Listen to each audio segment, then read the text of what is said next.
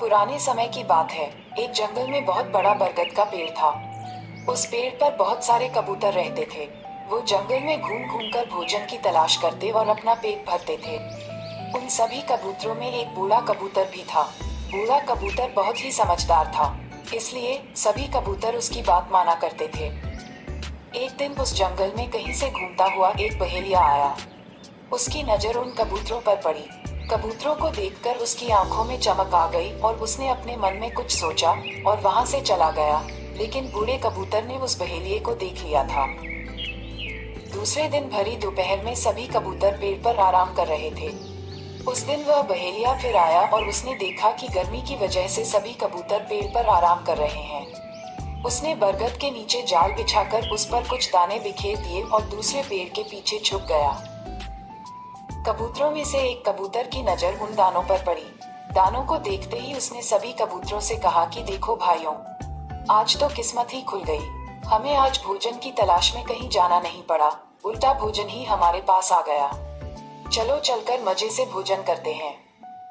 गर्मी से बेहाल और भूख से परेशान कबूतर जैसे ही नीचे उतरने लगे, बूढ़े कबूतर ने उन्हें रोका, लेकिन किसी ने भी उसकी बात नहीं मानी और नीचे जाकर दाना चुगने लगे। बूढ़े कबूतर की नजर अचानक पेड़ के पीछे छिपे बहेलिया पर गई और उसे माजरा समझते देर नहीं लगी, लेकिन तब तक बहुत देर हो चुकी थी। दाना चुगकर कबूतर उड़ने की कोशिश करने लगे, लेकिन सभी जाल में फंस चुके थे। कबूतर उड़ने की जितनी कोशिश करते उतने ही जाल में उलझ जाते।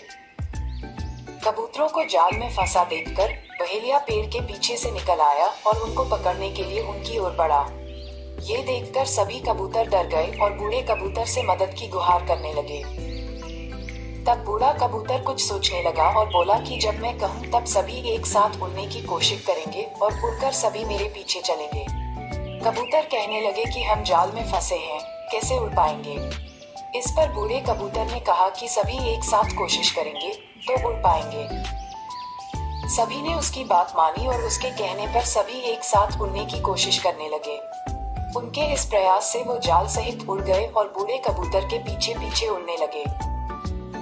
कबूतरों को जाल सहित उड़ता देख बहेलिया हैरान रह गया, क्योंकि उसने पहली बार कबूतरों को जाल लेकर उड़ते देखा था। वह कबूतरों के पीछे पीछे भागा, लेकिन कबूतर नदी और पर्वतों को पार करते हुए निकल गए। इससे बहेलिया उनका पीछा नहीं कर पाया। इधर बूढ़ा कबूतर जाल में फंसे कबूतरों को एक पहाड़ी पर ले गया, जहां उसका एक चूहा मित्र रहता था।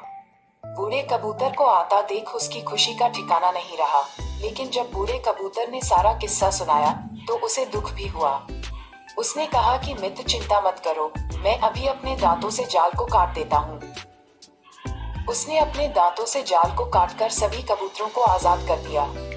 कबूतरों की खुशी का ठिकाना नहीं रहा। सभी ने चूहे को धन्यवाद दिया और बूढ़े कबूतर से क्षमा मांगी। कहानी से सीख।